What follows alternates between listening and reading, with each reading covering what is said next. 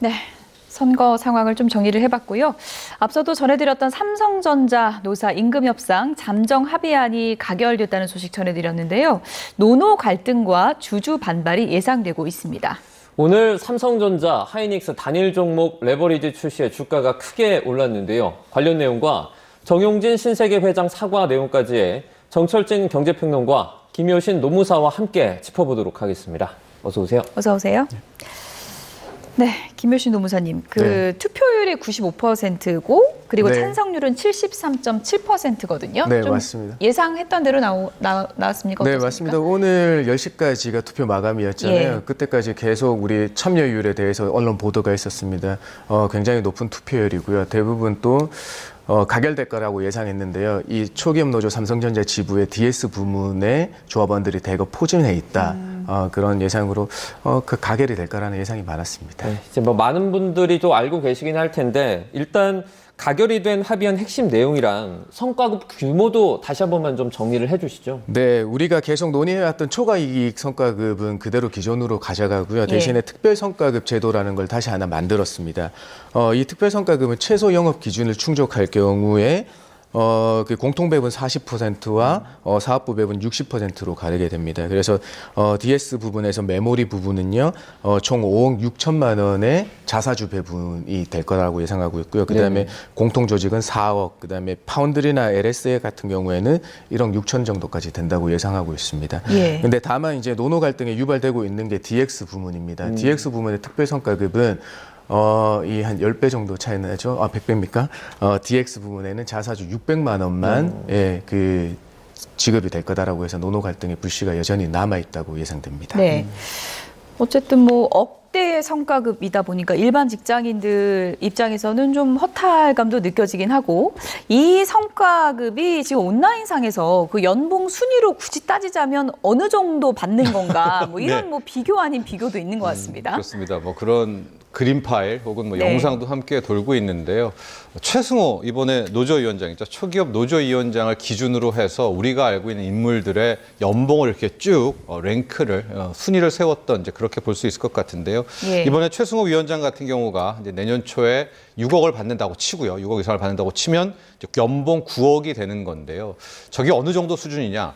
트럼프 대통령, 미국의 대통령은 이제 법률상 40만 달러를 받게 돼 있거든요. 그걸 원화 환산을 하면 지금 6억 정도. 그러니까 당연히 최승호 위원장이 트럼프 대통령보다도 이제 내년 받는다 치고요. 연봉이 더 많은 거고요. 이번에 신현성 한국은행 총재가 3억 5천만 원으로 규정이 됐습니다. 우리 한은은 총재. 그리고 대통령 연봉인데요. 2억 6천만 원 저게 작년에 받은 거. 보수 부분이고요. 올해 좀 인상이 되거든요. 공무원분들은 이제 소폭 인플레이션을 반영하지 않습니까? 올해 좀 올라도 이재명 대통령이 한 2억 7천만 원 정도를 받게 될 것 같으니까 당연히 최승호 위원장이 압도하고 있고, 맨 뒤에 나오는 것이 이재용 삼성전자 회장. 이재용 회장은 본인 스스로가 연봉을 받고 있지 않죠. 저기 영원으로 나와서 많은 분들이 뭐지? 뭐 이럴 수도 있을 것 같아요. 배당금을 받잖아요. 엄청난 주식으로 배당금을 받기 때문에 연봉은 받지 않아서 저기 알고 있는 우리 쟁쟁한 인물들 모두를 최승호 이번에 초기업 노조위원장이 다 제쳤다. 저런 또 우픈 짤들이 돌아다니고 있습니다. 네, 비반도체 이제 직원 중심으로 구성된 동행노조 같은 경우에는 투표 중지 요구하는 그런 가처분 신청도 내긴 했는데 29일인가요? 그 첫 신문이 예정이 돼 있습니다. 이게 뭐 앞으로 좀 변수가 될 수도 있는 건가요? 사실 저는 뭐 조심스럽지만 이게 뭐 기각 처분이 나지 않을까 조심스럽게 예상해 봅니다. 그 이유는 뭐냐면 사실 앞선 단체 교섭 중지 가처분을 신청한 적이 있습니다. 여기에서 기각 판정이 났는데요. 그 이유는 뭐 잠정 합의안으로 교섭이 끝났다라는 이유도 있습니다.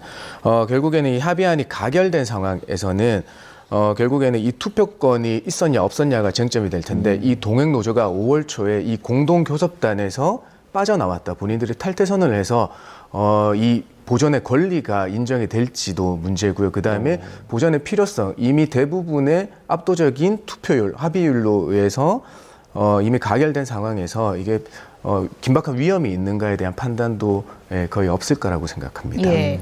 정철진 평론가님.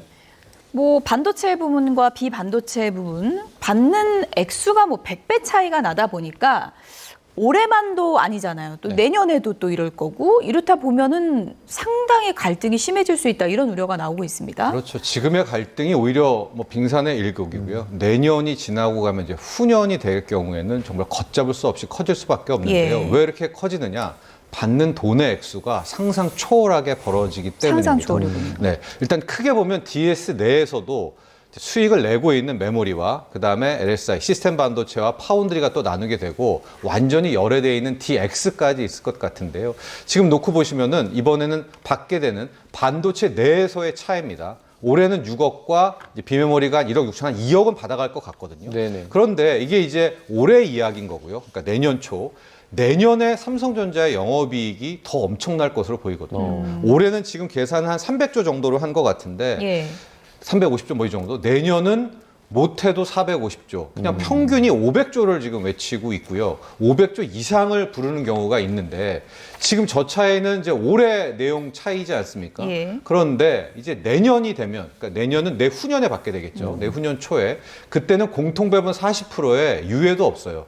근데 파운드리라든가 이 시스템 반도체가 뭐 올해 정말 잘하면은 좋겠지만은 제가 봤을 때 뭐 대단한 흑자를 낼 것 같지도 않거든요. 그러면 요번에 나오는 영업이익의 12%를 오로지 다 메모리 반도체가 가져간다? 그러면 내년은요, 저기는 그러니까 내후년입니다. 헷갈릴 텐데 내년 1월에 받는 6억이 아니라 내후년에는 메모리 반도체 같은 경우에는 뭐 13억 이상을 가져가게 되겠죠. 반면에 같은 반도체 내에서도 파운드리 시스템 반도체는 올해는 그나마 2억을 챙겼지만 그것도 못 받겠죠. 게다가 DX는 지금 600만 원이니까 올해는 600만 원인데 6억이지만은요.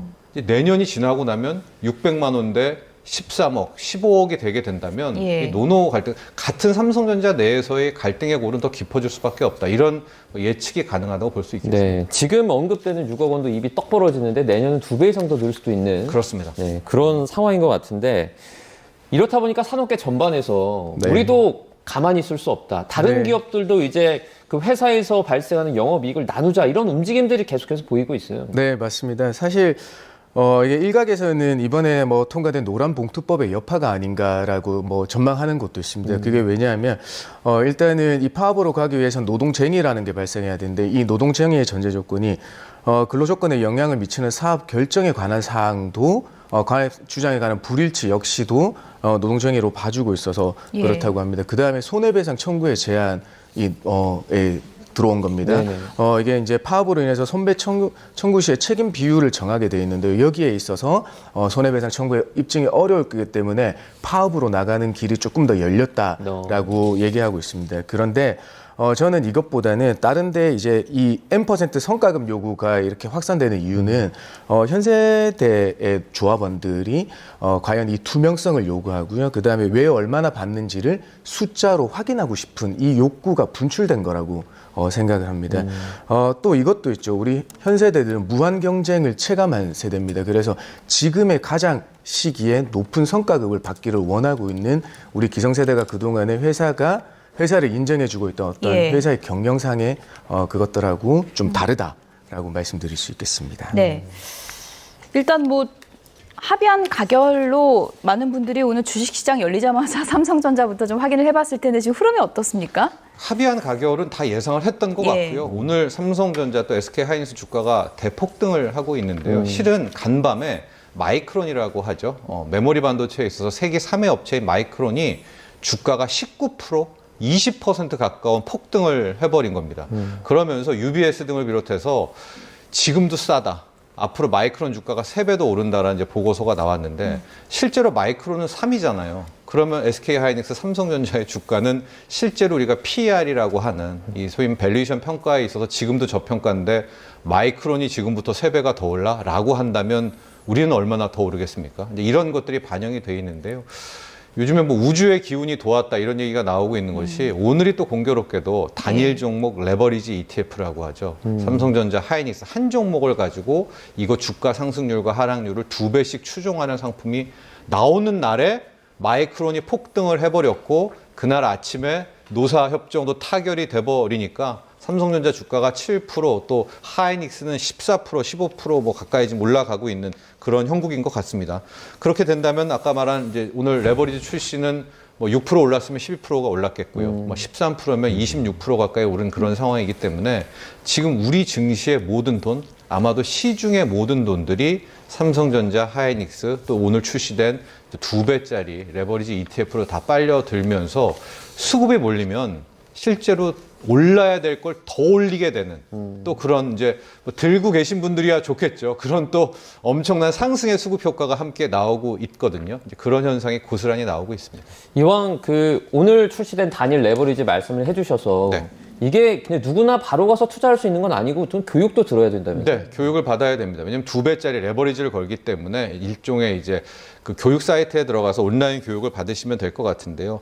이미 저 출시된다고 해서 안 들으셨던 분들이 한 16만 명이 이제 새롭게 들어갔다라고 하는 건데 오늘 무슨 해프닝이 일어났냐면요. 지금도 아마 검색어 상위에 나오고 있는 것 같은데 네. 저 교육받는 금투 교육 사이트가 마비가 돼버렸습니다. 예. 왜냐하면 투자를 저 2배짜리 사고 싶으면 교육을 받아야 되는데 네. 그 사이트가 다 몰리면서 마비가 된 이제 그 정도로 뜨거운 현상이 나오고 있고요. 오늘 국내 증시를 보시면 매수 사이드카 선물이 5% 올라서 이제 잠시 중지를 하는 그런 것도 열렸는데 실제로 극명하게 투자자들의 마음이 나뉘는 것이요.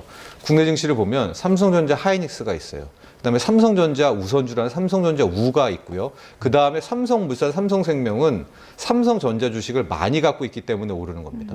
SK 스퀘어는 SK 하이닉스의 중간 지주 회사라는 것 때문에 같이 폭등을 하고 있고요. 여기에 삼성전기까지 합치게 되고 지주사 SK 합치게 되면 국내 증시에서는 삼전 닉스와 연하나 다에 있는 데만 오르고요. 나머지들은 가차없이 급락입니다.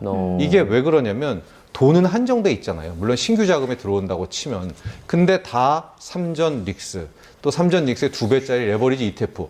일로 가려면 기존에 들고 있는 거 팔고 가야 되겠죠. 그러니까 모든 수급이 범 삼성전자, 범 하이닉스로 몰리게 되면서 이 자체만 놓고 보면 실은 국내 증시에서는 좋은 모습이라고 볼 수는 없겠지만 예. 그러나 이런 말 하는 이제 저도 덧없는 게 지금 뭐 하이닉스 주가가 뭐 올해만 3배, 4배 오르고 1년간 8배, 9배, 10배가 오르는 현상이니까 사지 말라고 말도 못 말도 하시겠죠? 못하고 뭐 예. 위험하다는 말 하시는 분들이 다 퇴출됐거든요. 그렇기 때문에 제가 이런 현상이 이렇다라는 것만 전해드리고 있습니다. 예, 정철주 평론가께서 늘 나오시면은 뭐 과도한 투자 조심하시라 이런 말씀 많이 하시는데 요즘은 오늘은 안 하죠. 말을 못 하겠네. 예.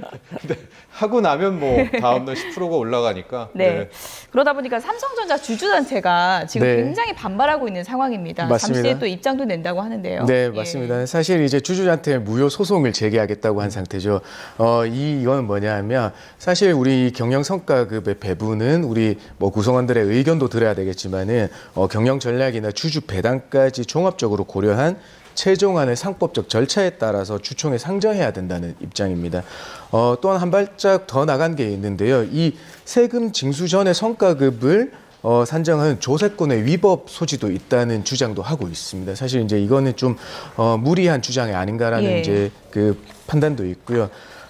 때문에 여기서 이제 더 주장하고 있는 거는 배당 가능이기에 대한 분배권은 주주 귀속이어서 반드시 주총 의결을 거쳐야 된다는 주장을 계속하고 있습니다. 예.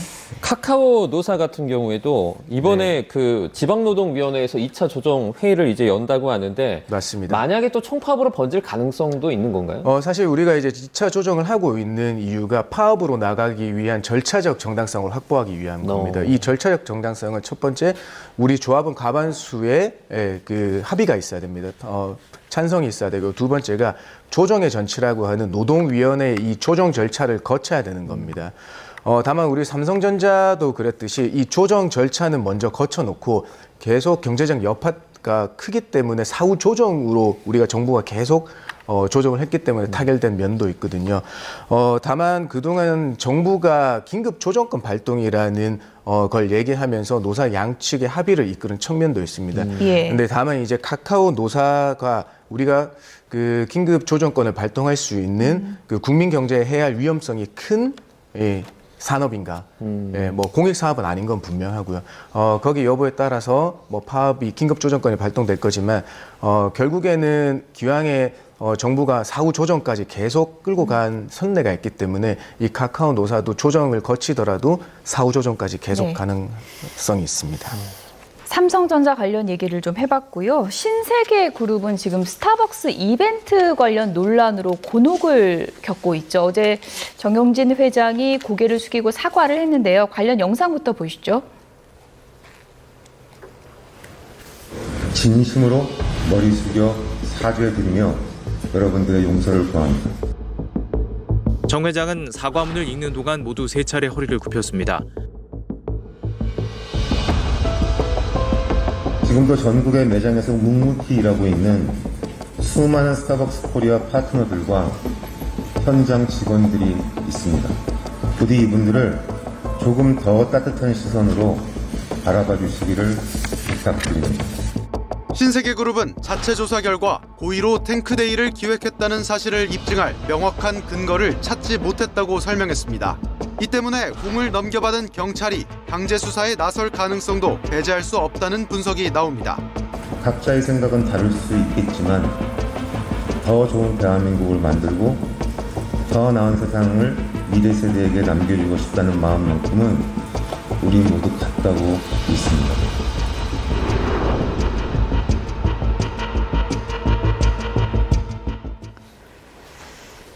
네, 정용진 신세계 회장이 결국 고개를 숙였죠. 뭐 일종의 사과의 방식도 일종의 경영이다. 뭐 이런 시각도 있던데 어제 사과를 업계에서는 어떻게 보고 있습니까? 그렇죠. 크게 이제 3번째 사과까지 하고 있거든요. 이제 많이 비교되는 게 이재용 회장의 사과, 옛날 메르스 사태부터 했던 이제 그런 사과인데요. 이번에 정용진 회장의 사과는 이제 크게 이제 2가지 측면이 있는 것 같습니다. 본인에 대한 책임과 여기에 대한 사과가 함께 있고요. 그와 동시에 이번에는 고의성이 없었다라는 부분을 함께 좀 이야기하려는 그런 측면도 읽어낼 수 있겠다라고 이제 그렇게 평가를 시장에서는 내리고 있습니다. 그래서 결과적으로 이 고의성 여부를 놓고 누가 이것을 이제 해결을 봐야 되느냐에 대한 이제 논란으로 남아 있게 되는 거거든요. 예. 그런데 지금 신세계그룹 쪽에서 나와 있는 것은 이제 해당 직원이 휴대폰 제출을 거부하고 있다라는 게 지금 알려지고 있지 않겠습니까? 그러면 사측에서는 더 이상은 이제 들어갈 수가 없기 때문에 이제 마지막 공은 경찰로 넘어갔기 때문에 과연 경찰이 이 부분에 대해서 강제 수사에 나서는가 마는가가 지금 마지막 남은 쟁점이라고 봐야 될 것 같습니다. 굳이 이재용 회장하고 비교를 하자면 어떤 부분이 좀 달랐던 것 같습니까? 그러니까 이재용 회장 같은 경우에는 이제 예. 뭐 본인의 책임이라고 얘기를 하고 이번에 특히 노사 간의 그런 문제에서도 누가 봐도 이제 노조 측의 과도한 요구를 하고 다 파악하는데도 이제 본인의 책임이다라고 하게 되는 이제 100% 그러니까 뭐가 남아 있더라도 좀 이제 인정하는 이제 그런 부분에 있어서 좀 비교가 되는 것 같습니다. 신세계그룹이 이번에 탱크데이 마케팅을 이제 뭐 4단계에 걸쳐서 최종 확정했다 이렇게 밝혔습니다. 네.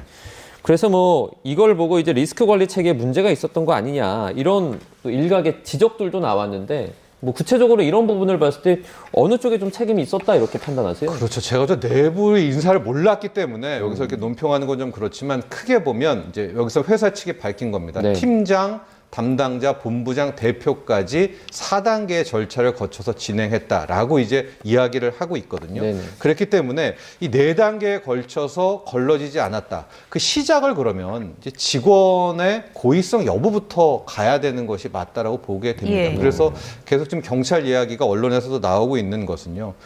그 시작 자체가 저걸 고의 기획했다는 직원의 고의성이 있느냐 없느냐를 알아야만 실질적으로 윗선에 있는 4단계까지도 함께 읽어볼 수 있지 않겠느냐라고 생각을 하고 있고요. 예. 다만 경찰이 아마 오늘 내일 중으로 그 해당 직원에 대해서 수사를 할지 말지를 좀 결정을 할 것 같은데 지금 신세계그룹 측은 경찰의 수사에 또 적극 협조하겠다는 이야기를 또 했었습니다. 그렇기 때문에 이제 공은 경찰이 받아서 이제 어떻게 할지 꼭 결정하게 될 것 같습니다. 앞서도 4단계 그래픽으로 보여드렸지만 팀장 그리고 담당, 본부장, 대표이사에게 뭐 이런 이벤트 행사나 그런 거 결제 라인이 좀 통상적인 결제 라인이라고 볼 수 있을까요? 네, 맞습니다. 뭐 예. 결제 라인이 대표이사까지는 가지는 않더라도 예. 원래는 이 마케팅 같은 경우에는 어쨌든 내부의 담당 고위 임원까지는 결제를 거치는 게 일반화되어 있는 거죠. 네.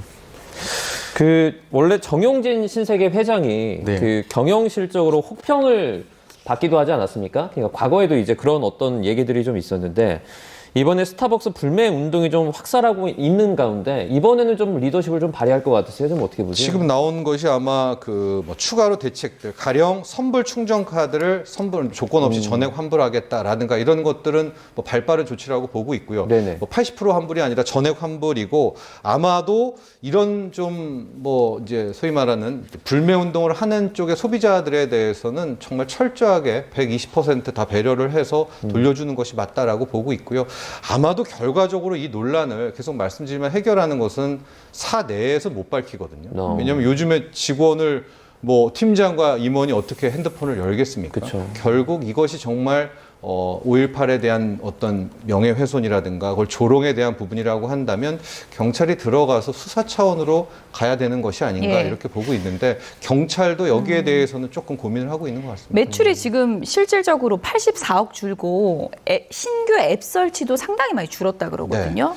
근데 일단은 이제 좀 이게 또 타격을 이제 좀 현재 받은 거죠. 타격은 받고 예, 있는 것은 예. 맞지만은요. 예. 이 자체도 우리가 한 달, 두 달간 좀 놓고 이제 좀 길게 좀 봐서 파악을 해봐야 될 것 같고 우선은 과연 이것에 대한 고의성 여부부터 먼저 좀 정리를 하는 것이 급선무다. 그걸 해결해야 예. 그다음 레벨이 올 것 같아요. 이럴 때 리스크 관리를 어떻게 하느냐에 따라서 오너십의 그 평가가 또 내려지지 않겠습니까? 그렇죠. 예. 네.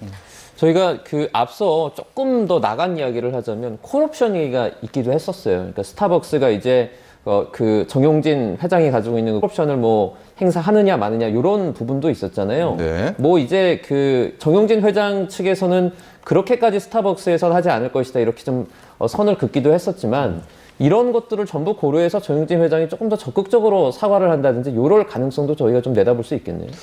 아, 여기에서 이제 더 글쎄 좀 지켜보시죠. 예, 그 부분도 제가 과연 미국 스타벅스 쪽을 취재를 안 해봐가지고 이제 신세계 쪽에서는 미국 스타벅스도 되게 심각하게 생각하고 있다라고 네네. 이제 이야기는 하고 있지만 실질적으로 스타벅스 본사와 신세계 그룹 차원에서 어느 정도 수준에서 이것을 교감을 갖고 있는지를 이제 알 방법은 없거든요. 이제 그런 차원에서 아마 조금 더 이 사건의 실체를 밝히는데 노력을 하는 것이 맞지 않나 이렇게 보고 있습니다.